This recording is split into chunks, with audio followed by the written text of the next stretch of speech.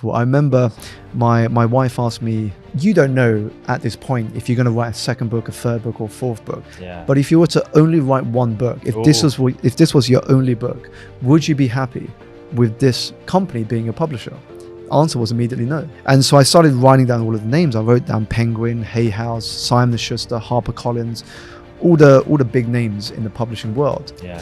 And what I did is I just started to go to book launch events. And I realized that when I go to these events, you get to meet people from the publishing industry. Sure. And so I started to build my network into the publishing industry. Yeah. And then I connected with them on LinkedIn. And then as I started building awareness of what I did, I then reached out to the editors of these different publishing houses about the ideas I had. Yeah. None of them responded. Then in January 2020, just a couple of months before the COVID pandemic started, I got a response back from somebody at Penguin, and they said, would you be interested in coming to our office to have a chat about the ideas you shared with us? Of course, the answer is yes. Yes. But that was the beginning of how the book journey started. Start at the beginning. At the beginning, I grew up with this belief that I had to be one of 4 jobs or professions when I graduated. Be a banker, be a doctor, be a lawyer, be an accountant. Wow. And that was something that was instilled in me because of the friends I spent time with, the family I had, and just the social environment that I was immersed in. Nobody in my immediate circles had ever run a business. And so I believed that if I achieved one of those professions after graduation, I would be deemed a success. Wow. So when you ask the question of where does this all begin, it was really there. I mean, believing that this path would lead me to fulfillment when actually it led me to betraying who I am inside. And I graduated from the London School of Economics. I started in the world of finance at what was probably the worst possible time, in the middle of 2007, a year before the global financial crisis, and with a company called Lehman Brothers, which collapsed into administration 14 months after I joined. And while I empathize with anybody who has gone through redundancy or restructuring or the loss of a job in any form, in hindsight, I think it was a beautiful blessing in disguise because it really got me questioning what I was doing and what I really wanted to do. Wow. So it began with that path, but the journey to where I now am today began with that experience. Wow. And the 2 questions I sat with in the aftermath of the financial crisis was, firstly, what did success mean to me? And second, what sort of impact did I want to have in the world? The first question, what did success mean to me? It was important because I realized that so many of us are running someone else's race and we are living up to other people's definition of success. Yeah. And so for me, it was starting that journey from our heads to our hearts and really understanding what makes us feel alive, what makes us feel alive. Yeah. And second was about impact, because I'm a firm believer that our greatest value as a human is determined by how much more we have given to the world than we have taken from it. Definitely. So that's how it all began. So I'm a firm believer in that as well. You know, when I first started my business, Paul McKenna said something to me which completely changed my life. I started this coaching business. I was really enthusiastic and I was like, I don't want to work this job anymore. I can't stand this 9 to 5 that I'm in. But I realized that the first year of business, I was really struggling. And it was only when I went to see Paul McKenna and he sat me down and he said one thing that changed my life. And he said, Liam, the more value you add to other people's lives, the more money you're going to make. And I realized in that moment, I was only focused on making money. Yeah. Can I get a nicer car? Can I get a bigger house? Can I quit this job and can I go on lovely holidays? And I wasn't focused on adding value to people's lives. And when he said that to me, it flipped everything in my head. And I thought, all I need to focus on is adding value to people's lives and the money will come. Much like what you said, give more than you take. And you know what, Liam, like hearing that, I realized we have more in common than I realized. Yeah. Because when you said Paul McKenna shared those words with you, a mentor of mine, Bob Burke, who co-wrote the book, The Go-Giver, he said the words very similar to what Paul McKenna said. So good. He said to me, money is an echo of value. Oh, And what he says is that if you focus on value, Yeah. what happens is the money will look after itself. exactly that. And it was so beautifully said. And when I shifted my energy towards thinking about value first, clients first, what happened is the money started looking after itself.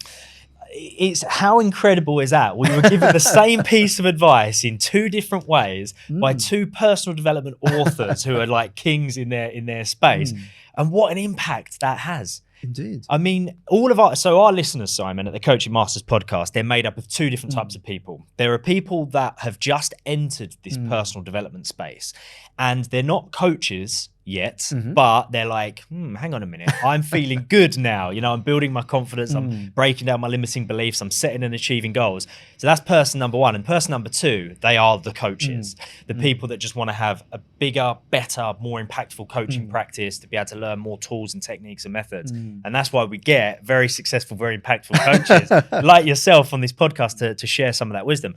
So starting at the beginning for you is really interesting. You went all the way back to expectation. There was this expectation of, if I do one of these four things, I'm going to be a success. You went down that path and the universe was like, Simon, you're here for bigger and better things. Tell me a little bit about the moment in which Lehman Brothers was no more. Let's talk about like the immediate moment after that and the days that would have ensued after that. The months leading up to it was surreal. I remember coming in every day. It was doom and gloom. It was a question of, well, which desks are going to be empty? Wow. You would come in and you would be like, hang on a minute, that man or woman who was sitting over there, their belongings have all gone. Yeah. And then when the like New York ghostly, Stock Exchange opened, eerie, we would have the TVs up on the trading floor and you would just see a stock price go down and down and down. And even though I didn't believe that Lehman would go bankrupt, I knew something was going on. And there was one moment that was almost a scene out of a Hollywood movie, where the European head took the entire floor into one of the bigger meeting rooms in the building. He took off his shoes, he got onto this beautiful wooden table, and he took his glasses off. He had white hair, he's probably a 60-plus-year-old managing director. And he walked around looking everyone in the eye and said, we will survive. Don't believe what you're hearing in the media. Okay. But there was a feeling inside of me that knew that he was just repeating what he had probably been told to say from those in America. Your instinct was telling you that. Instinct was telling me that. And so when it actually happened, the first thing that I felt was shock.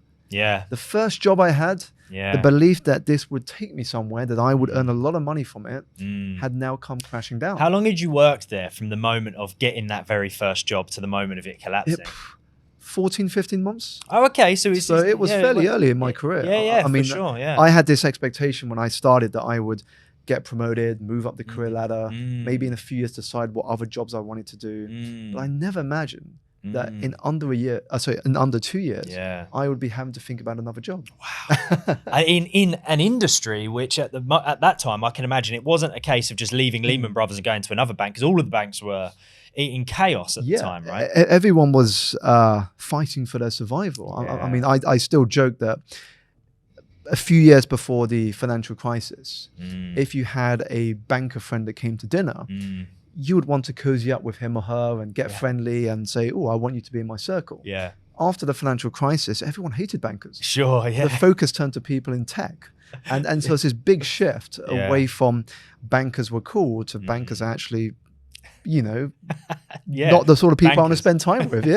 And tech was seen pre-crisis as like the boring industry of people in tech. And post-crisis, suddenly tech was the cool industry. So I can imagine now, on reflection and the way in which your life has unfolded, you know, there are going to have been many positives that have come out of that. Many, many, many. But what would you say is the primary one that springs to mind right now when I say what is the most positive effect of Lehman Brothers collapsing and you no longer being able to be a part of that world? The most positive effect is that even though I was still in that industry for nearly 10 years after, so I still moved within the industry, it kickstarted the mental process for thinking about life beyond the financial industry. Because the thought that started to come to my mind more powerfully was the fact that as long as I worked for somebody else, my destiny would be outside of my control. There would always be someone deciding how much I would get paid as a bonus. There would always be someone else deciding whether I'm good enough for a promotion. There would always be someone else telling me what I had to do, what I couldn't do, what I can do. And I started to realize that if I could work for myself, yes, it would be challenging. Yes, there would be setbacks and failures, but a lot more of my destiny would be in my own hands. Definitely. I mean, what a thing to have sparked. Yeah. And how does that coincide with the expectations of youth? You know, you touched on this a minute ago in terms of there was expectation of, if I get one of these jobs, I'm going to be a success. Because when you were just saying that, I thought, wow, also with that element of youth as we're growing up and we desire one of these jobs, there's that same level of judgment there. It's like someone else is determining what is success is for me. So prior to Lehman Brothers collapsing and the financial crash, did you prior to that ever have any moments in your life where you thought, I'd like to just do this myself, pick my own path, pick my own success? Maybe it wasn't I had consciously working for yourself, but I sort of had exposure to things. So when I was a teenager, I came across the first personal development book I came across was Think and Grow Rich by Napoleon Hill at my uncle's place in Singapore. I don't think I was ready yet to really listen to the words that were in that book. You know, when you read a book again and again, there are moments where when you read it again, something new will pop out at you. I wasn't in that mindset or place to really absorb what it was trying to tell me. Because, and I think this is when you talk about growing up and what we desire and what we see as success, I think at a deeper level, what it is this want for validation. You know, at the time for me, it was validation from my parents. It was validation from my peers, validation from society. And that can have such a powerful driver over the decisions that we make. And I realized, especially when the crisis unfolded and I began this journey of focusing on myself and what success meant to me, is that really where legacy comes from is this shift away from focusing on career virtues to legacy virtues. So career virtues are things such as what brand of a company you work with, what status you have, what position you have, how much money you earn, the awards you get. I mean, those are great. And these are good to share and show off and put on your CV. But when you pass from this world, people are not going to remember that. People don't care about that stuff. But when we focus on legacy virtues, which are things such as the impact you're having on other people's lives, the story that you're writing, these things which are not as tangible are actually key to creating a fulfilling life and also building a legacy. So true. And that's one of the things I learned as I started the steps towards creating this new life. So you know what? That is so unbelievably true, because even just a very extreme example of that just popped into my head. Of course, Queen Elizabeth II passed away this last year, 2022. Now, what's really interesting about that is that's, as a job title goes, the Queen is pretty much as impressive as it gets, really, that you would have on a CV, let's say. Yet, at the same time, someone who had that status and was in that role for so long, it's very interesting how quickly all of a sudden people move on and the conversation changes, right? Now, the thing that will be left behind will be any sort of impact she's had on individual lives as part of a legacy. Not so much the job role itself, because someone else does the job. You know, the Queen dies and someone steps in. You know, all of a sudden it's a king. And then when the king dies, another king steps in or a queen steps in. So it's kind of like the job role gets forgotten about very quickly. I know it's an extreme example, but I think if it can happen to the Queen, it can happen to anyone. People don't remember titles. No. And this is why stories are so important. The human brain remembers stories at a much deeper level than titles. It's one of the reasons why when I mentor young coaches, I say to them, when you go out and network, when you go out and build your business, when people ask you the question, which they will, if they've never met you before, hey, what do you do? I tell them as a challenge, do not say you're a coach. In the same way that if you were to ask me, what do I do? And I say to you, I'm an accountant, you're going to have certain judgments or stereotypes about the job that I do. And so if I said I'm a coach, again, other people will have certain stereotypes and judgments about that role. So really, if we can lead with story and invite people in, it creates an incredibly different conversation. I couldn't agree more. I love that. And, you know, because we can't not make those judgments. You know, we've got that internal brain filter of generalization, and that's where it comes from. It's just like, okay, so accountant means this, coach means this, and it's just a generalization. But stories, they avoid those generalizations. You know, totally. Stories are so powerful because they are the emotional connector between you and the other person. Yeah. Maya Angelou once said, people will forget what you said, what you did, but they will never forget how you made them feel. Absolutely. And that's driven by emotion. And emotion is nothing more than energy and motion. Love it, man. Energy, emotion, exactly. And that will lead us on to very nicely in a moment, Energize, which is, of course, the book that you've now written. And I can't wait to talk about that. So you Lehman Brothers collapsed. You stayed in the industry for a while. But now all of a sudden you got this new belief, this belief of actually maybe I can work for myself, maybe I can find a bit more freedom, not be determined by what other people are thinking or be trapped by, will that person give me a bonus? Will that person give me a promotion? Where do you go from there? I'm fascinated to know how you pulled the trigger and you were like, right, I'm in it now. I'm an entrepreneur. Yeah, it's interesting because I remember as I moved jobs, I was always around colleagues that would say, Simon, one day when I'm rich, I will do this. Simon, when I win the lottery, I'll do this. When I start my business idea, this is what I wanted to do. Yeah. And I didn't want to be one of those people that always said, when this happens, then. Exactly. And so one of the things that I had to do, and it's something I teach a lot of people and I talk about in the book about, is that there are always two sales that occur in anything we do in life and business. The second sale is selling you to others, and the first sale is selling you to you. And until you can do the first one well, the second will always be a challenge. And so I had to go in this process of first selling me to me, i.e., do I believe I can really make this happen? And the first thing I focused on outside of my 9-to-5 job was completely shifting my environment. Because at that time, I would be spending my days in an office in a finance job. I would go drinking with people in the finance job. I would spend my weekends with people in the finance job. And so I was living in this bubble that was not conducive to me making that transition. And so after work, I would now go to seminars, workshops. I would read different books. I would hang out with different people. And I realized over time that one of the fastest ways to make progress is to design an environment around us that makes it impossible not to succeed. Wow. Because what your environment does is it elevates your potential of what else is possible. Suddenly you're realizing, actually, my goals are big, but I can make them galactic. I can make them astronomical, and it is possible. Love that. And so I had to create that around me to show me the way. Because as I said, I grew up with no one else around me that had run a business. And so I had to literally create mentors all around me so that I could begin to see a way forward. I tell you what I find fascinating is, as you were describing that, I realized, you know, I said a moment ago, the first year of business was a real struggle for me until Paul McKenna sent me that thing.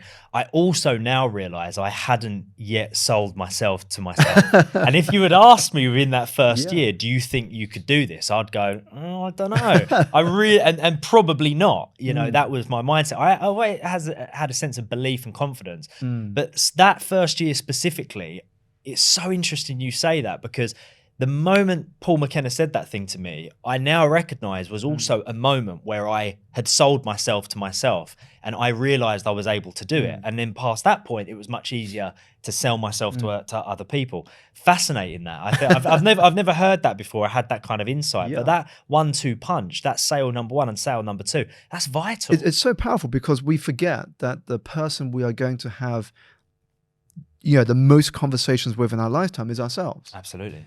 And so it's not what you tell others that you're going to do. It's actually what you say to yourself when no one else is watching. Because some of us are like, hey man, this year I'm going to do this, I'm going to do that, I'm going to launch this project, I'm going to speak to this person, I'm going to do these amazing things. And then we go back to our homes when no one else is watching, and then we go, actually, can I do it? Why did I say that? So true. I'm now being watched. What do I have to do to make it happen? I don't know anyone that can help me. And so what happens is that we start to question ourselves and we get caught up in our head. We think about our thinking, and we take no action. Wow, that is so true, isn't it? In those moments of solitude, we're then saying, I don't know though. Can I really do it? Okay, so that's really important. So everyone listening to this, make sure you go through that process of selling yourself to yourself before you try to sell yourself to anyone else. Brilliant. I love it. So that was a realization of yours. And you were like, okay, if I'm really going to make this work, I need to sell myself to myself. I need to change my environment and I need to go on this journey of discovery, self-discovery. What happened then after making that decision? So what I started doing when I think about my environment, the first thing was books. I wanted to immerse my mind into things that would open my thinking. Because what I did before, I read things that were just for entertainment. Yeah, okay. So I had to shift my reading to education. Yes. Which is very important because most people consume for entertainment, not consume for education. So once I started doing that, it really shifted my mindset. I started to see things very differently. And what I realized, which I think was a very powerful moment, which then opened lots of different paths, is I realized that we live in the feeling of our thinking moment to moment to moment. Now, what I mean by that is I always thought there was one reality. You know, I was living in a reality that was not working out for me. Sure. I went into a job, it didn't work out. I'm now in and out of jobs. I can't keep a job down and I don't see an obvious way forward. But when I realized that we live in the feeling of our thinking moment to moment to moment, I understood that actually there is no one reality. There is only customized realities. And the meaning that we take from any event or experience literally creates our reality. Yes. Now, if that is true, and this is why I started to get this realization, if that is true, then we all have a superpower. And that is the fact that at any moment we can choose a new thought. Exactly. So we can choose a different thought and that unlocks a host of new choices, actions, and behaviors. And that's the moment where we become both the sculptor and the sculptor. We bend, shape, and shift reality any way we desire. Yes. And there's a word I came across, which I share in the book, and it's called pronoia. Many haven't heard of pronoia, but we have heard of its opposite word. The opposite word is paranoia. Right. So paranoia is this feeling that the universe is conspiring against you. So if you are looking to get a promotion in a company, you might feel that your colleagues are trying to sabotage your chances for promotion. I like where this is going. Yeah. I think I know what pronoia is going to be. So paranoia is belief that I've got to always watch my back. Pronoia means that you believe the universe is working in your favor, that life is working for you and not against you. Now, I'm not saying this is scientifically true. I'm just saying, imagine if you were to live life through the lens of pronoia.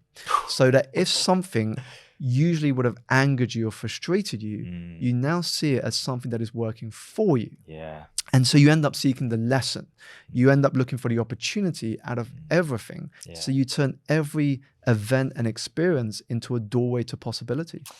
Simon, I tell you what I think is beautiful about this, and all of our listeners are going to be loving this, because me and you share the same thought process and we explain it in different ways, which is fantastic. And I love that because I love hearing a different version of it or a different explanation of it. But there are so many things that you said there, which I hugely resonate with. And I talk about it on this podcast all the time. Two things that really stand out there. I'm always saying to people, the formula that we need to be focused on is that our thoughts create our feelings create our actions, and our actions create our results. So if we want better results, we need to go all the way to the back, to the front of the formula and choose our thoughts, right? Exactly like you've said, we have the ability to choose our thoughts. I also read this a long time ago, which I found fascinating, was that it's the one major defining difference between us and animals is that we have the ability to think about thinking, and we can think about our own thoughts. And therefore, if we can think about it, we can choose them. If we can choose them, then we can affect that process. And there's also the internal brain filter of distortion. I'm a big believer that we distort the information around us based on what we believe. So if we believed that pronoia was a thing, which it is, and we believed that it was something we were experiencing every day, we will distort the world around us to see all of the opportunities and see all of the things that are working for us. Beautiful. And it's powerful mindset. Because when you talk about the formula there, that it all begins with our thoughts. Yeah. It does, but I think almost a step before that is awareness. Awareness, absolutely. Because if we are not aware of that formula, or we're not aware of that process, then what happens is we become a victim to the world. We just fall into the trap of being part of a system. But if we have awareness that actually I can take back control of that paintbrush. Yeah. And I can paint my own canvas any way I like with the colors I like. Then what happens is that you begin to own that process. Ownership of that process is something not many people are ready to accept. And this is why there's a Tony Robbins quote that goes, life truly begins when you take responsibility for where you are and where you're going. And that begins with awareness, because you can't change what you're not aware of. Definitely. Once you've got that awareness, now you enter the process. Vitally important, it really is, that heightened sense of awareness, and also belief as well. I think that's something that so many people miss, is the ability to choose your beliefs. I think people feel like they're lumbered with the beliefs they were either given, or not have enough awareness around beliefs to think, well, that's just what I believe. It's almost like, it's not my choice. But of course it is, even though beliefs can be laid thick upon us and they can be ingrained from a very young age, we're still making the decision to choose that I believe that to be true or that not to be true. And that's why I love the Pronoia thing so much. Because if every single listener could just make the decision to believe that Pronoia was active in their life and constantly happening for them, how things would be different. It's so powerful. And if we kind of look at the essence of Pronoia, what it's really about is that you get what you focus on. Yes. And when we understand the way the mind works, actually, we can just have fun with this game of life or game of entrepreneurship, whatever game you're playing. Because the mind actually cannot process a negative. Yeah. Whatever you feed it, it thinks. Exactly. So, if you were to say to someone, don't think about a pink elephant riding a unicycle in a blue ocean, what happens? You think about it. You can't not think about it. So if your brain's going to focus on whatever you feed it, you might as well feed it something that is empowering and productive to get you where you want to get to. Definitely, exactly. And again, I love it, because one thing I have to say to the listeners is that our brain is like Google search. Yeah. So whatever you put into that Google search, whatever question you ask it will find the answer. If you ask the question, why am I so stupid? Much like Google, your brain will be like, well, I'll tell you why. Yeah. I'll give you an entire list of answers, instead of what do I need to do in order to proceed or move forward. And amazing. So what would you say is one of the most profound books you read at in this time of your life where you were like, you know what, I'm not reading for entertainment anymore. Sure. I'm reading for education. What was one of the ones that really stood out to you? So there were quite a few, because I really got into books. I mean, I was reading about 4 or 5 books a month. I've mentioned The Go-Giver already by Bob Burke and John David Mann, which was massively influential. Other books that influenced me at the time, one was The Magic of Thinking Big by David Schwartz. Oh, I've never heard that book. An absolute classic of a book. Really taught me the power of how big and bold we can think. And it reminded me, when I read the book, of something Sir Ken Robinson said. He said that the problem isn't that we aim too high and fail, is that we aim too low and succeed. Yes. And so reading that book really opened my mind to thinking bigger, bolder, and braver. And then the other one that really had an impact was Keith Ferrazzi's book, Never Eat Alone. Okay. Because it showed me it's not just about what you know, but who you know. And so what Keith was trying to say in that book is that you actually have to have both. A lot of people think, is it more who I know or is it more what I know? Well, you actually need both, because if you don't know what you're doing, if you're not skilled or qualified in what you're doing, but you know a lot of people, eventually you're going to be found out.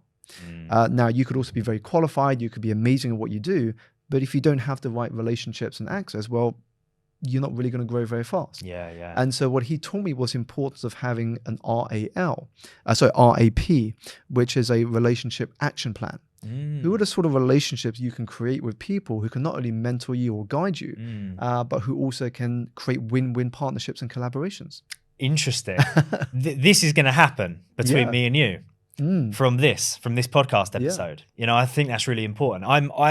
It's funny because I've recently downloaded that book, but I've not listened to it yet. Never Eat Alone. And the reason I downloaded it recently is it's just becoming more and more and more apparent to me how powerful the network is.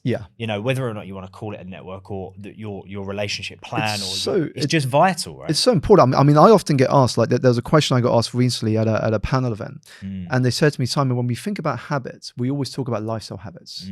Sleep more, eat better, read more. All of these things are very much lifestyle habits.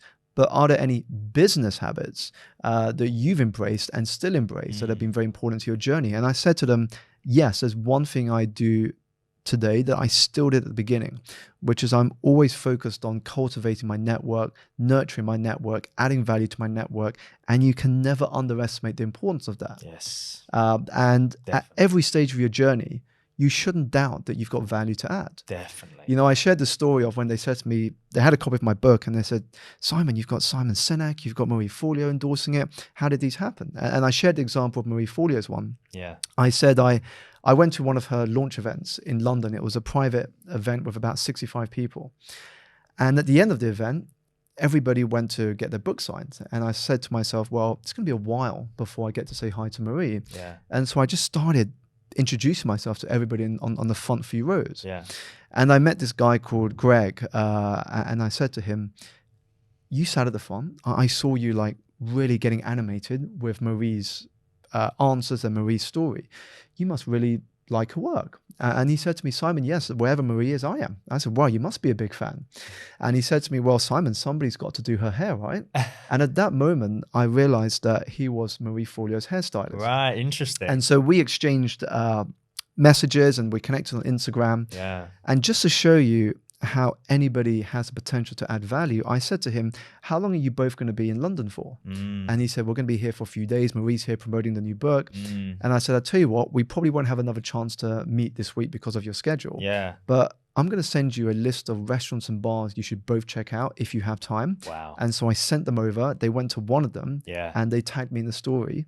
Yeah. And when it came to getting endorsements, so at the time I never had a focus on writing a book. Yeah. But a few years later, when it came to getting the endorsement, I dropped him a message and I said, hey, Greg, hope all is well. Yeah. When you next catch up with Marie, would it be okay if you could ask her if she's open to providing a blurb for my book? Wow. And there was no response for a while. And then one day before the cutoff, so the publisher gave me a cutoff before we had to put those names to print. Yeah. He He said, Simon, I've pushed, I've nudged, Marie will be contacting your publisher tomorrow. Wow. And it just shows that you have no idea from the people you connect with Yeah. who in time Yeah. can add value to you and you to them. That is beautiful. And everyone needs to hear that. And I think that one of the reasons why people really need to hear that is because patience is a big part of the game, right? It is. We live, of course, in this world of instant gratification and instant connection, which is fantastic on so many different levels that you can connect with someone in such an instant way. But the development of the network and the development of the relationship still needs to take time and be nurtured. It absolutely takes time because trust isn't built overnight. No, it's not. Yeah, you meet someone for the first time, great, you might be likable, but they don't really know you. For sure. And so the first thing we can do in today's world is we can connect socially. Yes. And then you build and cultivate that. You see where you can add value. You champion each other's work. You find ways to connect and so on. And over time, when an opportunity comes up that's relevant, hey, let's chat. Love it. I absolutely love that. So when you had this like realization of, look, I'm going to start consuming for education. And the reason is because I now have this thought or this belief that I could be my own boss. I could run my own business. Did you know what business you were going to be getting into at that point? Or was you still just wide open to I was going to happen? I was wide open. And in fact, I was involved in 3 businesses, which didn't work out. Involved in the sense that they were your businesses that you tried, or were you? Yeah, so 2 of them were mine that I was involved in, and the other one was with a few people. Yeah. They didn't work out. I mean, to be fair, they weren't serious businesses at the same time. I was just kind of dabbling in a few ideas outside of work. Beginning, right? But even though they didn't work out, they taught me so many lessons. Each of them failed for different reasons, but at the same time gave me very different lessons as well. And then I kind of took a step back and I said, actually, what is the thing that comes naturally to me that doesn't for many people? And I said to my wife, I said to her, you know, I always get people dropping me messages, asking me for advice or help for a challenge they're going through or a big decision they have to make. I wonder if I can get paid for that, because I just thought of that as being a good friend. Sure. I didn't know there was a career around it. Yeah. And so now I shared that with my wife. Fantastic. She was scrolling through her social media feed one day and she said, Simon, actually, I just saw an advert for there's a 2-day coaching event in London. Yeah. Do you want to go? It's free. And you can when just check was it out. this? What year was this? So this must have been 2011, 2012. Okay, yeah, cool. So a while ago. And I said, sure, I'm not doing anything on that weekend. I'm going to check it out. I went in with an open mind on that Saturday morning. Yeah. And Sunday afternoon, when the 2-day event finished, I said, where do I sign? Yeah. I was like, I have no idea where this is going to go. Yeah. You but just I knew just knew you. there was something there that spoke to me. Yeah. And I signed up. I did 3 of the qualifications. Yeah. And that was really me moving my mind to actually, I am a coach, I am an entrepreneur, and I'm starting to think now as a business person. I'll tell you what is really incredible about that for our listeners specifically as well. Simon is a shining example of someone who went and did a course to learn how to become a coach. And now look where you are. And I really want to encourage this because, of course, the basis of my business is that I own one of those academies. So, and it wouldn't be the same one, of course, because this was pre-coaching masters, but that fills me up, that story, because I want Simons coming through my door to do my courses, to become the best coaches they possibly can be, so they can go and create their own ripple effects in the world to go and help so many other people. That's what this is all about. I think it's such a powerful gift to be able to coach that we actually don't realize until we actually coach real people. I mean, obviously to get the qualification, I had to coach practice clients, and they were typically other people who were coaches. And so while they were great for me qualifying, they weren't real people who didn't know about coaching. It's the driving test. It's the driving test, yeah. So once I went out there, got my certificates, and was like, okay, I'm going to coach people and I'm going to charge you for it. Yeah. To see the effect it had at that point really filled up my cup. It was like, actually, I can see myself doing this for a very long time. I love that. Okay, that fills me up. That fills my cup up. And the basis of what my business is all about. You are just a shining example of someone who's gone through the process, really understood it, really loved it, passionate about it, applied it very well, and then went on a journey of like, I'm gonna do this. But the interesting thing is, and I guess your listeners will resonate with this, is that I very quickly realized as I made the transition out of full-time work and into being a coach full-time, is that just being a good coach is not enough. Yes. And it's the same with anything, not just coaching, but in any business. You can be a great chef, you can be a great coach, you can be a great CEO, a great team leader, but you've also got to know how to build a business. Exactly. And that's the other half that a lot of people fail at. So a lot of people are great coaches on paper. You would look at their qualifications, you would look at their style, how they coach, and you'd be like, wow, this person's going to have a great impact. But unless you also fall in love with the journey of building a business. So true. You're not really going to have a coaching business. You're going to have a hobby. Absolutely. That couldn't be more true. At the Coaching Masters, we've got 6 courses.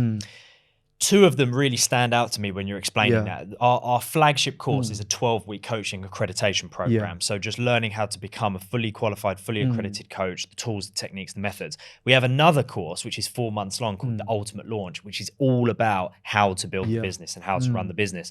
And I'm always saying to everybody, you need part A and part B, because if you've got part A and you know how to coach, but you don't have part B, you've got no clients. Totally. And it's a hobby. If you've got part B and you understand the business element of it, but you don't have part A, you can get clients, but you're not going to serve them. Exactly. And that equally is not going to work out, because all of a sudden you're not adding value to their lives, not going to be able to make any money, and you could have that business sense, but it's just not going to last. You need both of those parts. And that's why as I moved towards getting qualified, I still read self-development books, but what I added into my reading list was marketing books. Exactly. Because I realized that until I could market myself and understand how the psychology of marketing works, I don't have a business. And actually, when I look back at that journey of what I educated myself with, it was so important, because when I came to publishing my book, I didn't have a huge following by any means, but I knew that in order to stand out, I had to think different. And that's where the marketing side of my brain really kicked in. And I remember my publisher once saying to me when we met up for a Zoom catch-up a few weeks after publication, they said, Simon, you're such a joy to work with. I've never known an author who's so into the marketing and the PR of a book. And I said, well, wouldn't every author want to do this? And they said, yes, one thing wanting to do it, it's one thing coming up with the ideas. and just to give you a flavor of some of the things I did is, as a result of my network, I collaborated with a guy called Agostino Peroni, who is the head bartender at the bar at the Connaught Hotel in Mayfair, which has been, I think, for 3 years now, the world's best bar. Oh, yeah. And what we did is we shot a video of him creating a cocktail inspired by my book. Wow. So for about 6 to 8 weeks after publication, if you were to go to that bar in Mayfair, order the energized cocktail, it would be presented on a copy of my book. Think how many videos and photos were taken of that experience. Love that. And then a couple of months after launch, we put together one of the world's first book launches in the metaverse. So people were on the Oculus headsets and they were tuning in. My avatar was there talking to a virtual room of people. Good man. And then later this year, I'm looking at creating a energized dining experience with a chef where we can create a tasting menu in which every plate of food has a story that's connected to a part of the book. Wow. And again, these are very unique, but this is all as a result of learning marketing. Yeah, for sure. You know, how do you get people's attention to what you do so that now you have an audience to listen to the impact you can have? We're going to be friends, Simon.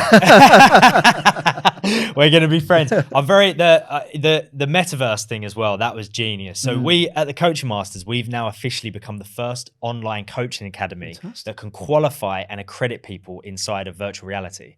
We'll have to have a conversation about this, you know, because like I'm saying to everyone, all of my students, listeners, followers, whether you like it or hate it, whether you understand it or you don't, whether you think it's the future or you think it's the end of civilization, there's one thing that we absolutely cannot deny, and that it is the future. Yeah. It really is. And we're heading in that direction, whether we like it or not. And if we're heading in that direction, I want to be a part of it. And I want to claim a piece of that. I'm so glad that you've done that. When I look at the journey and what's helped me sustain the progress I've made, I think one word that comes to my mind as we talk about this idea of the metaverse and being innovative and creative is adaptability. Yes, definitely. How open are we to adapt to whatever the world throws your way? Because the world is going to throw a lot of curveballs your way. Yeah. The question is, how adaptable are you? Exactly. And I think if we are adaptable, we should always be having this feeling that I'm just getting started. Yes. Because there is so much to learn. There is so much to experiment with. That's why many successful entrepreneurs will always say, I feel like I'm just getting started. That is so true. And that is something that really is missed. Because I tell you who I heard say something similar was, have you come across the carnivore MD, Paul Saladino? You heard this guy? So this guy, he's a doctor, but his whole sort of niche and his whole thing is that he has an animal-based diet and he talks about like the benefits of that stuff. You know, and not to split opinion about that, but one thing that he said, which I found very interesting, is he was like, I never want to be calcified in my opinion. And I never want to get to a point where I say I found the perfect diet. So you just got to all do this diet. He was like, because I'm always evolving, I'm always changing. He was like, I feel like I found the perfect diet right now in this moment, but it could be different tomorrow, depending on research and depending on discovery. And I think a lot of people miss that because I think people feel like they need, in order for them to be an expert, they need to be calcified and fossilified in their opinion. And it's like, well, it will never change. But there's no evolution there. There's no adaptability there. Exactly. Right? And I think you hit an important point there, Liam, because when people first get into personal development or the coaching world, they're always seeking this one model. Yeah. Yeah, this one guru or this one way of doing business or one way of living. The fact is, you might follow that one way from this person, but I guarantee you in 10 years' time, that person's way will be very different because they're going through an evolution. And so really the message from the people that we follow is actually treat it as if you're going to a buffet. You pick different things that resonate with you. So what you're doing is you're creating your very own plate of food. Wow. In this sense, you are creating your own philosophy of living. And that philosophy will change and evolve because, of course, you will grow, you will have different influences and inputs into your world. Yeah. But that's where you have to be open to finding your own way. Definitely. That's really what life is about, finding your own way of living and following it. And there was this interview that Bruce Lee did about his martial art called Jeet Kune Do. And one of the reporters asked him, Bruce, do you think that this is the martial art that we should follow? Because you haven't followed boxing, you haven't followed kung fu, you haven't followed karate. You've had to design your own martial art. Bruce paused and he said to the reporter, I don't think this is better or worse than any other martial art. Every martial art has its place. This is what works for me. Jeet Kune Do is my way of combining what has influenced my life and creating a discipline that's allowed me to be the most efficient with my own version of martial arts. Wow. The objective with this is to help you find your own martial art so that you find your own way of defending yourself, because we're all unique and different. So what's going to work for me is not necessarily going to work for you. But with Jeet Kune Do, it's to give you the basic principles of why I designed it, so you can take those principles and apply it to your own life. Wow. See, that is so eye-opening, isn't it? Because it's like creating your own cocktail. Yeah. You have to pick the ingredients that work for you. And so Bruce is saying, this is just my cocktail. Yeah. You know, just what happens to work for me. And with that intention, I'm sure what he would want is for people to take elements of that and apply it to all different types of martial arts that work for them. See, I resonate with that in a big, big, big way. And there are so many things that are coming to my mind at the moment through like past experiences and current experiences where that really relates. And I'd love to get your opinion on this, Simon, but I feel like we have an instinct and we know what works for us and what doesn't quite quickly, I feel. And of course, persistence is very important, and determination and continuing down a certain path. But I tell you the metaphor I've got in my head at the moment is resistance will create friction. And over time, friction will burn us down in one way or another. So if I can find a pathway to where I want to get to, which is the pathway of least resistance, then surely I'll be able to get there easier and quicker. And I feel like in order to be able to do that, we need to embrace the things we really enjoy and embrace the things we're really, really, really good at. Give you another example, like working out. I've worked out for years. I've gone to the gym. I've done all sorts of different things. I've been in all sorts of different shapes over the years because of that. And I've kind of come to the conclusion now that I'm always in the best shape whenever I'm doing exercises that I like. And it really is as simple as that. It's like I've come to the point in my life, I'm 33 years old. I'm like, I'm not gonna do any form of exercise nowadays that I don't enjoy. Because if I don't enjoy it, I don't do it very well. I don't do it very consistently, and I feel like there's a grind. Whereas if I just do things that I like and I enjoy, it's effortless, and therefore I get the benefits of it. Even though that's one metaphor, one analogy, one experience, I feel like that can be applied to so many different things. The process has to be fun. It has to be fun. If it's not fun, it's going to feel like a chore. And how many people are told the opposite? You know, hard work, grind, just, nose to the grindstone, just get it done. And it's like, there's not a lot of fun there. No. Right? There's elements of that probably are required in order to build something. But and that's why what I think we've lost as we have got older is this childlike wonder. Now, when I think about childlike wonder, it's not just the curiosity, but it's also the ability to experiment. It's the ability to find fun ways of approaching what is for many people quite a mundane routine. And I've learned this a lot, especially being a parent. I'm sure, I know you're a parent as well, and you probably have seen it with your daughter, is that they will always ask lots of questions, and they're very curious, and they're always exploring. And because they've got that childlike wonder, it means they're not attached to if it works or it doesn't work. And they're just focused on the present. And I think there's so many of us, the reason why sometimes we don't take action, or we're not persistent, or we're not open to trying a new way of doing something is because we're so attached to the outcome. What if this doesn't work? What if this works but I don't like it? What if this is a waste of time or money? Well, the fact is none of us know ahead of time. None of us can predict the future. You can only take a decision based on the information you have in the moment. And that's where we have to be kinder to ourselves and look back and say, well, I made the best decision given what I knew then. And just let that go. Have you heard that story? I heard this recently from an unexpected source, actually. But have you ever heard the story? Because I'm sure there's a very famous coach that tells this story up on stage, but I can't remember their name. But the story of the father and the son who are farmers. And the horse. The famous Taoist parable. That's it. Exactly. Yeah. It was actually, the actor Shia LaBeouf. I heard him say it recently because, he's had a really tough time the last few years. So the story is actually a Zen parable. I just want to maybe quickly repeat it for listeners who've not come across it. Please do, because it is so impactful. The Zen parable, which was actually made famous through Alan Watts. So Alan Watts kind of brought it into the Western world. And then it's been edited, and various other teachers have kind of shared it as well. But the original Zen parable is about an old Chinese farmer who one morning discovers his horse has escaped the village. And so the neighbors come together and they offer their condolences, and they say to the farmer, "What bad luck that you've lost your horse." The farmer pauses and calmly responds, "Maybe, maybe not." The next day, the horse returns, along with it 4 wild horses. And the neighbors rejoice, and they say to the farmer, "What great luck that your horse has returned, and you've got the added bonus of additional horses." The farmer again says, "Maybe, maybe not." The next day, the farmer's son is tending to one of these wild horses, and in the process breaks his leg. The neighbors come together and they say, "What bad luck that your son has broken his leg." The farmer says, "Maybe, maybe not." And on the final day, the army moves through the village, recruiting all able-bodied men to fight in the Great War, except the farmer's son.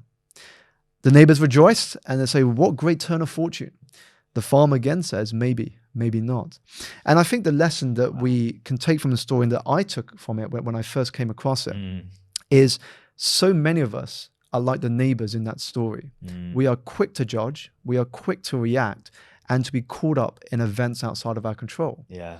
Whereas what the farmer is doing, which we can learn from, is he is pausing, he's reflecting, and he's choosing his response. Yeah. Knowing that an event being good or bad, that's really up to us. That is so impactful and so true. And it really sprang to mind when you were talking about not being attached to the outcome.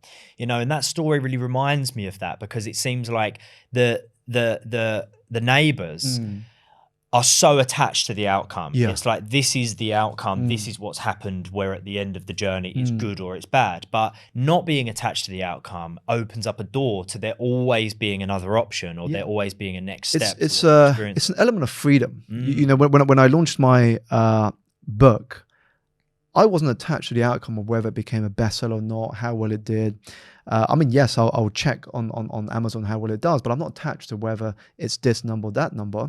And because I wasn't attached, it gave me that element of freedom. I could have fun in the journey. I could try things, experiment with ways, reach out to people.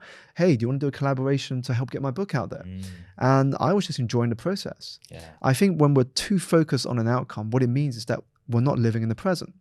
And I think it was the Dalai Lama that said this, but there is this tragic scenario of so many people living as if they are never going to die, and then dying having never really lived. And this is what occurs when you're not living in the present, because we're so caught up in the past, what's happened. We're dwelling in the past instead of learning from it. We're anxious about a future that we can't control. And so what happens is that we're not actually living. But if we can focus on the present moment, what we realize is that's what is in our control. Exactly. And so, you know, as I've got older and wiser, when people ask me, "Simon, what are all your goals?" I mean, yes, I've got goals, but actually if I boil it down, there's only one goal I'm focused on, which is just to be better than who I was yesterday. Wow, I love that. Because if I'm focused on that, just being better than who I was yesterday, firstly, that's in my control. Yeah, absolutely. Secondly, that will lead to results. I've got a question. I'm going to be fascinated by your answer to this, because I've listened to a lot of your content and we're clearly on the same page as well. What is a question that you never get asked, that you often think, consciously or subconsciously, "I wish someone would ask me that," or "I wish I could talk about that more," but people just don't seem to bring it up, or they don't ask me the question? I think it would... I don't know the question, but I probably can speak to the topic. Yes. It would probably be around personal life experiences. Because when we look at people's journeys, we tend to ask a lot of stuff mainly on what we see, which is what we share on social media, which is what we see in public.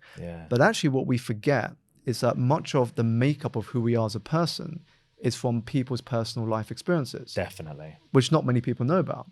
So for me, I think that's probably an area that if tapped in more, we can really understand about someone's humanity, but also what makes them who they are. I couldn't agree more with that, because I feel like that is the basis of so much. It's the basis of being able to connect with somebody, the basis of someone's charisma, whether or not you like them or dislike them or know about them. It's just personal stories get forgotten about, which is a travesty, you know, and it's easy to do, because of course you talk about ideas and you talk about what you've got going on at the moment, and you've got to talk about the future, what your goals are.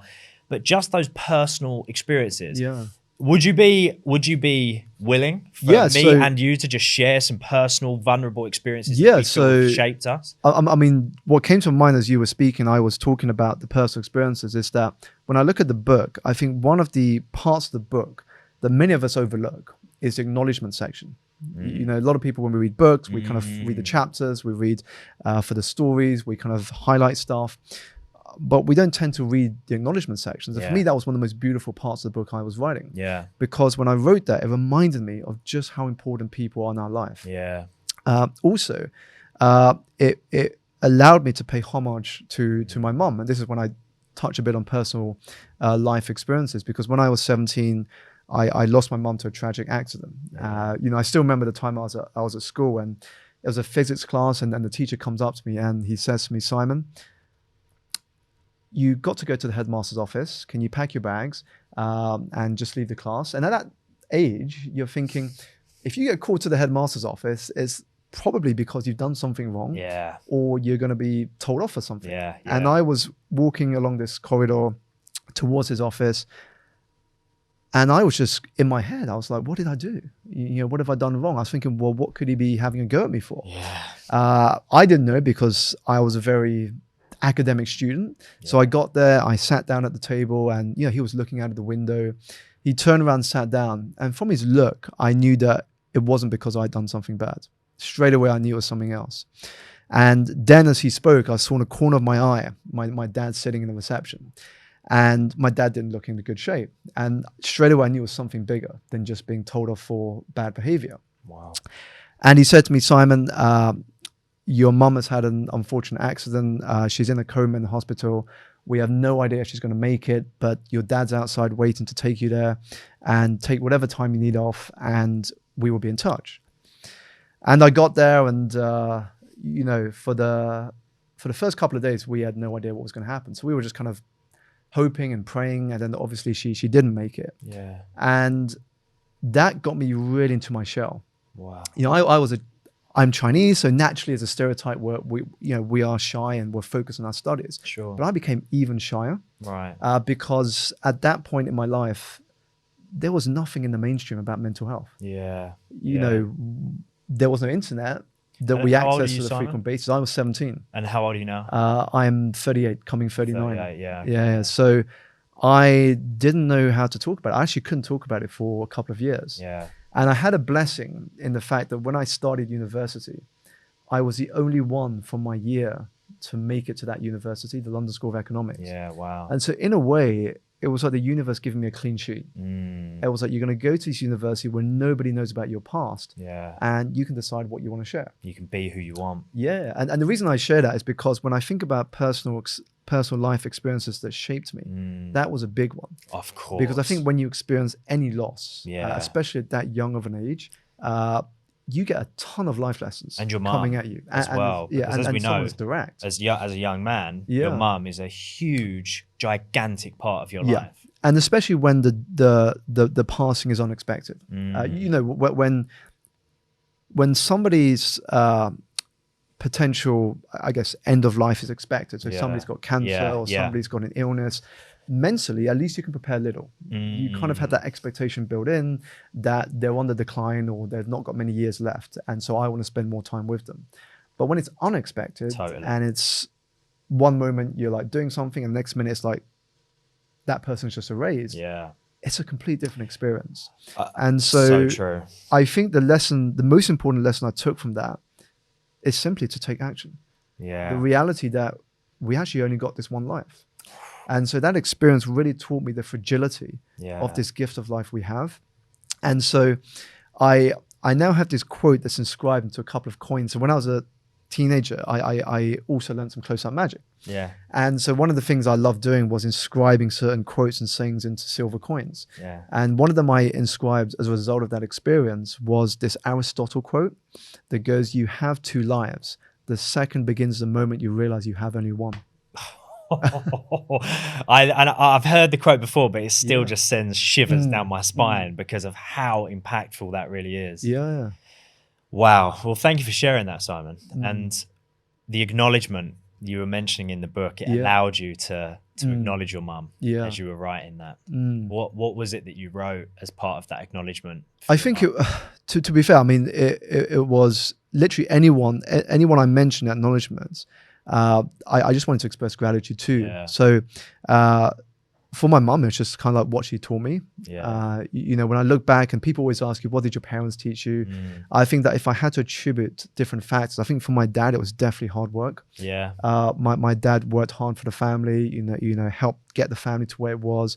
With my mum, she was a nurse. Her profession was a nurse. Wow. And so she cared for people. And so I think that empathy, that desire to want to be around people and impact people's lives, I think that came from her. And even though I'm not a doctor, as one of the things she wanted me to be, I'm still impacting lives in a different way. Absolutely. Absolutely. And more of them. I Indeed. think it would be safe to say on a much, much larger scale.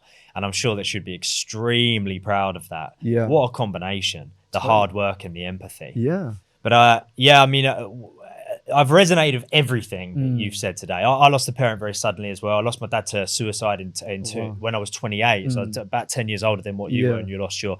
And I think at any age, it's like when you lose a parent, it's going to be really difficult. But when you lose a parent suddenly, and unexpectedly, because my dad's suicide was completely unexpected. You know, long story short, my dad phoned his doctor and said that he was having trouble sleeping. Yeah. And this was a doctor who had never met my dad before in person. And over the phone, he prescribed him a combination of sleeping pills and antidepressants. Instead of, if he asked my dad one very simple coaching question about his lifestyle, my dad would have told him that he just bought a new espresso machine. He was drinking 5 cups of coffee before he went to bed. Yeah. My dad, being the sort of just typical working class man that he was like, well, if the doctor tells me to take the pills, I'm going to take the pills. And it was only afterwards that we'd found out that these combination of pills, if given to someone that is not experiencing depression, has an extremely high suicide rate.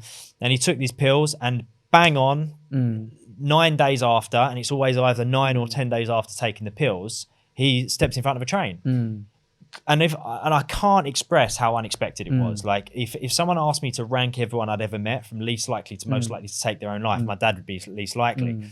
So the suddenness of what you're describing there, I completely relate to, because it just, not to downplay anybody that's lost anyone through an illness or something that's expected, but they're very different. Yeah. And it's just the lack of any form of preparation, mentally, emotionally, spiritually, physically, and it is just, it just comes and it gets you. There's something about that I think. And I think hearing what change you shared and we're touching on here is, this is why kindness is so important. So important. Because we have no idea what the people we speak to are dealing with internally. So true. You know, when somebody shows up and they might rub you up the wrong way, or they might have a certain attitude one day, it's not to always take it personally. No. Yeah, many of us can take it very personally quickly. Yeah. But to understand, well, maybe they're going through something that they're not ready to share, or that is impacting them mentally. Yeah. That is causing a certain behavior. Definitely. And I think when we understand that and be a bit kinder to people, because I think all of us are just simply doing the best we can with what we have. Definitely. It might not always come out that way because we deal with things very differently. But I think what I learned through that process and you know, hearing your story and also the stories I've heard from other people, is actually people going through very tough challenges. Many we are not open to seeing. Yeah, so true. How did the book happen? How did this come about? So it's interesting, because when you publish a book traditionally, so when you go to a traditional publisher, there are usually 2 ways that it can happen. The first is you have a literary agent. So they represent you, they auction your book to different publishers, and they go with the best deal. Okay. The second channel is you get it yourself. You don't have an agent, and either they approach you or you have a relationship and they love what you do and they publish your book.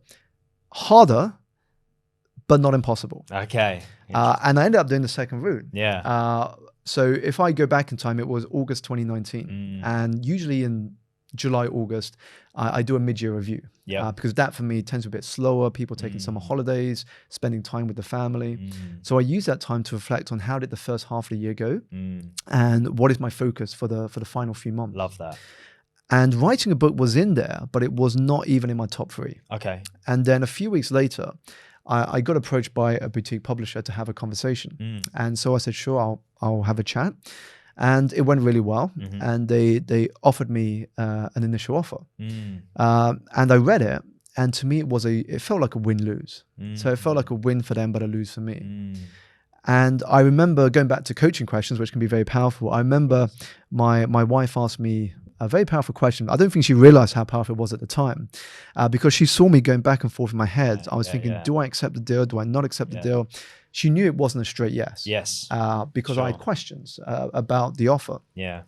And she said to me, Simon, you don't know at this point if you're going to write a second book, a third book, or a fourth book. Yeah. But if you were to only write one book, if this was your only book, would you be happy with this company being a publisher? Answer was immediately no. And so what that meant is I said to myself, well, who would I be comfortable with to have as a publisher? And so I started writing down all of the names. I wrote down Penguin, Hay House, Simon & Schuster, HarperCollins, all the big names in the publishing world. Yeah. And what I did is I just started to go to book launch events. I mentioned Marie Forleo's earlier. Yeah. I started going to book launch events by looking at each of these publishers' websites to see what were the books that were looking to be launched in the next few months. Yeah. And I realized that when I go to these events, Yeah. you get to meet people from the publishing industry. Sure. And so I started to build my network into the publishing industry. Yeah. And then I connected with them on LinkedIn. And then as I started building awareness of what I did, I then reached out to the editors of these different publishing houses about the ideas I had. Yeah. None of them responded. Okay. As you can imagine, they probably get lots of messages coming through. Sure. And then in January 2020, just a couple of months before the COVID pandemic started, I got a response back from somebody at Penguin, and they said, would you be interested in coming to our office to have a chat about the ideas you shared with us? Of course, the answer is yes. Yes. There was still a process ahead because even though they may like me, they still have to pitch the idea to the internal committee. Yeah. But that was the beginning of how the book journey started. Wow. It was just kind of thinking bold in a way by going, okay, I'm going to go to these launch events. I want to understand how the industry works. What are they looking for? Who the people are in the different companies. So I have a face to the company, not just the brand itself. Sure. And I think also a little bit of luck. Because when I look back and think, well, what made them respond? The only thing I can think about is that a few days before they responded to my message, I was invited onto Sky News for an 8-minute live interview. Nice. And then, as you can imagine, when that happened, I shared it all across socials. Of course. And so I think it's because they picked it up on socials, they saw I was doing that, and suddenly it gave an amount of credibility.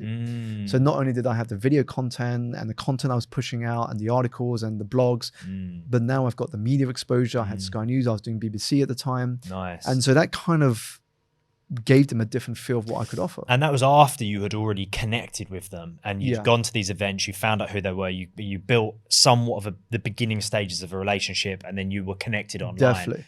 So then when you were sharing that stuff, they were going to see so they were in my ecosystem. Yeah. And the way I think about that now is that I didn't know ahead of time how all of these different strands would connect. And one of the analogies I give people is that this is why you should not be connected. You should not be attached to an outcome.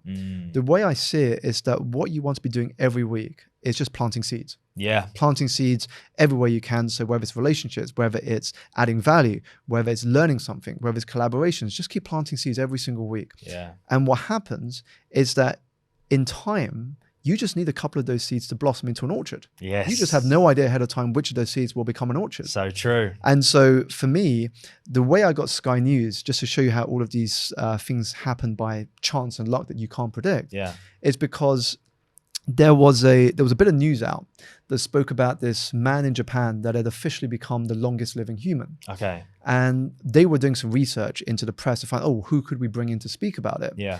And I had been interviewed, and not my topic, by the way, but I was interviewed about the topic of Ikigai. Yes. A few years back for the Daily Express. And they only used about 7 or 8 of my quotes in the article. But because I was London-based and they found the article that I was featured in, they thought this guy would be perfect for it. Okay. And that's how I got the call that said, would you want to come into our studios? Nice. And it was just because I was featured in a newspaper article a few years before. It's like one seed blooms Indeed. and then into another seed that blooms. And that's really beautiful, actually, isn't it? Because, you know, you don't know which one of these seeds will bloom into an orchard, but then you also don't know what ones will be responsible for blooming others. You know, there can be a bit of a snowball And this for effect, me is right? where the fun of the game is not knowing is where the fun is, because you just keep trying, you just keep experimenting. For sure. Knowing that all you need is a couple of them to really kind of blossom, and it opens up new pathways. Definitely. And I think this is the magic of life, is you have no idea at any given moment, life can turn for the better. Totally. What is one piece of value? I mean, you've got a lot of value to give, Simon, but is there any one particular piece of value that you, in this particular situation, would think, I'd love for the listeners of the Coaching Masters podcast to walk away with this one thing? And if they just walk away with this one thing, I know that the whole episode will be really impactful and really powerful.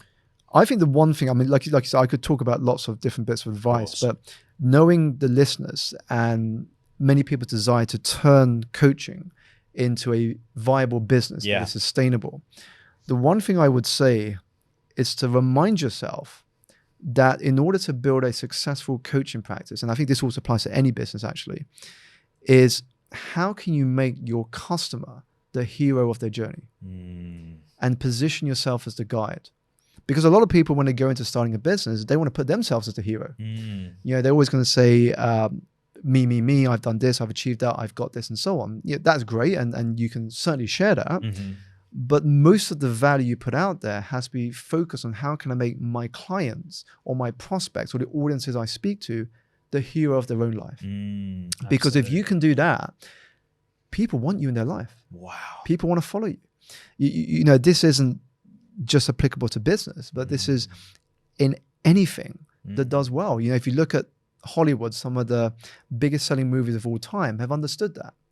Totally. You know, Lord of the Rings, Gandalf journey. was guide to Frodo being the hero, Morpheus to Neo, Obi-Wan Kenobi to Luke Skywalker. So true. You can take that same structure, bring it to how you do business, and I think great things will happen. That is so true and so impactful, because I think we can hear about the hero's journey and we can understand the hero's journey, but I think the guide's influence over the hero's journey is not spoken about enough. Totally. You know, we see the journey that the hero goes on and it's all okay at the beginning, devastation's go, but the guide's element of that, the guide's influence on that is really what everyone who listens to this podcast needs to understand. It's so that's powerful. who we want to be. We want to be the guides. And the way to think about it, you know, just touching on the guide a bit more, is that when we think about business, many of us talk about unique selling proposition. How can we sell more? How can we sell better?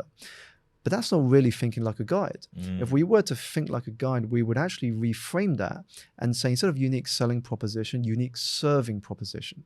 How can we serve better?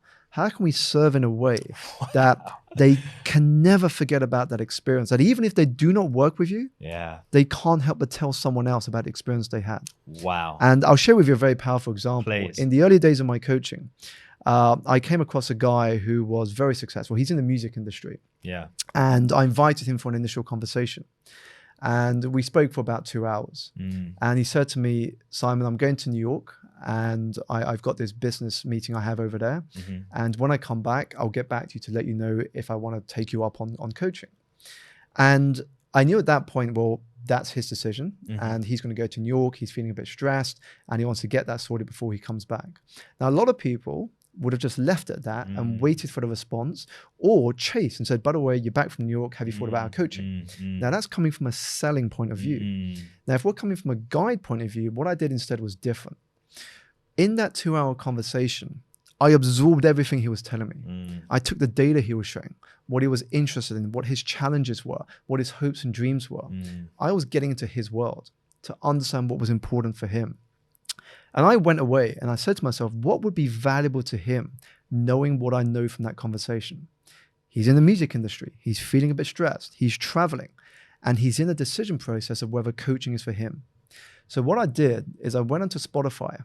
I put together a playlist just for him. I shared him the link on WhatsApp and I said to him, Ben, when you land in New York, give this a playlist a listen and tell me what you think. Now, the next day when I logged into my WhatsApp, I had a long message. Part of that message said, Simon, it's early morning here in New York. I've just listened to the playlist you put together. Absolutely beautiful. Really calmed me, got me focused, especially with the backdrop of the New York skyline. When do we begin? Oh. Now, what I did there was I came from a place of service, Yes. and I did something that was very specific to him. Now, I may not necessarily have put together a private Spotify playlist for someone else who is not in the music industry, But it worked. but it worked for him. Exactly. Unique service. There you go. Unique focused service. I love that unique service perspective instead of unique selling point. Indeed. I think that is just absolutely key. And especially for the listeners of this podcast who are coaches and want to become coaches and want to be successful, as we know, add value to people's lives. Yeah. And that is how you create success. I think that's a beautiful way Indeed. of putting it. Listen to serve instead of listening to sell. Exactly. What element of Energize, the book, by the way, I'd love for you to share in a moment where people can get the book. Definitely. What element of the book do you feel, and this might be difficult, I can imagine, because obviously you are the creator, but what element of the book do you feel most personally connected to? There's lots. I would say the second chapter, which is called Elevate Your Consciousness. Yeah.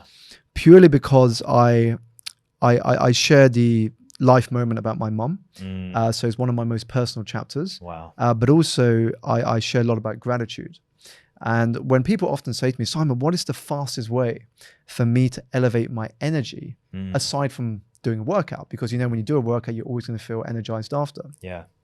But what is another way that I can very quickly elevate my energy? And I say it is gratitude with intention. And I use the two words with intention deliberately because a lot of us now, we have our journal and we have 3 things we write down and we go, yeah, it was sunny today. I got this. I did this next. And we move very quickly on. Yeah. But actually, if we slow down and we express it with intention, what happens is that we feel it at a deeper level. And so in that chapter, I share 3 steps that I came across when I watched a video by the YouTube channel Soul Pancake.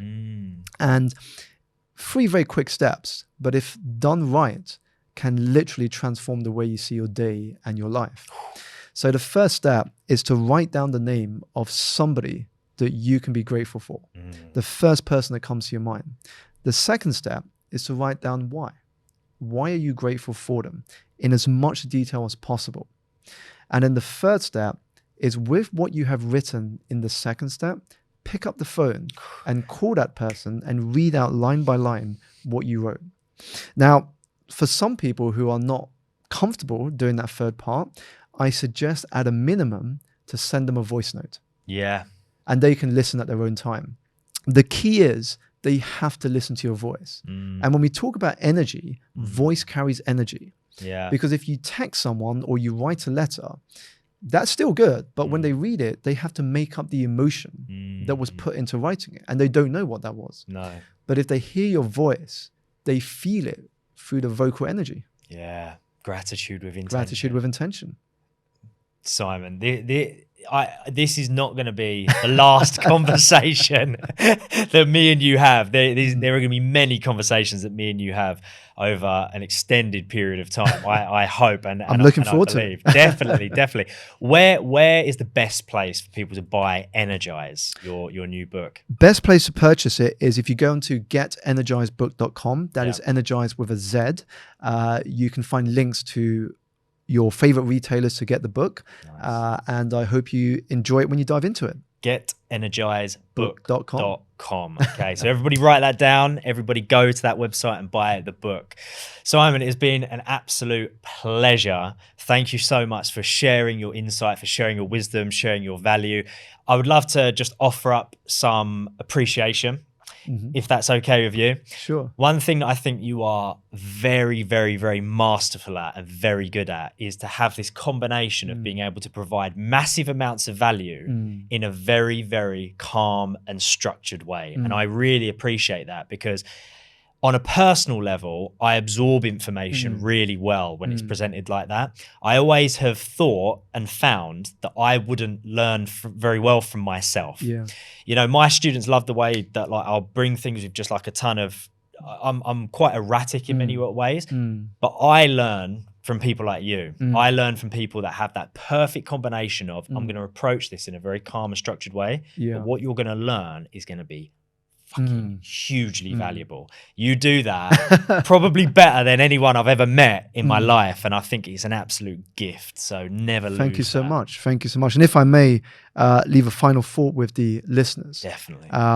Which is one of the things I'm often thinking about is what is a common characteristic amongst the most successful? And people will throw out lots of different habits and rituals and routines. But I think put very simply, the most common characteristic amongst the most successful is this bias to action. It's the fact that they are always focused on taking action. So if you are feeling in a little bit of a limbo right now and you need a bit of motivation, here's a question for you to reflect on. How much longer will you avoid what you are capable of doing in order to continue with what you are comfortable doing? Oh my God. Yes, Simon Alexander Ong, it has been a pleasure. Thank you so much for spending your very valuable time here with me today and our listeners. Thank you so much for having me, Liam. Anytime, mate. Anytime.